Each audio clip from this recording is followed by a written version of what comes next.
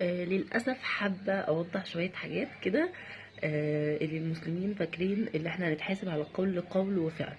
احنا فعلا هنتحاسب على كل قول وفعل، وهيتكتب في ميزان حسناتنا أو سيئاتنا كل قول أو فعل بنعمله، حتى لو كانت نيتنا فيه كويسة. لأن النية ما تنفيش اللي احنا عملنا بالفعل ده، والفعل ده حرام. أو القول ده قلناه والقول ده حرام. زي اللي انا ممكن اشتم حد اقول لا، نيتي بهزر معاه او نيتي كذا، لا. كل قول او فعل صدر عنا ربنا نهى عنه، او شايف اللي هو حرمه او بيأذي غيره، فده بيتحسب علينا سيئة او حسنة حسب اللي احنا عملناه.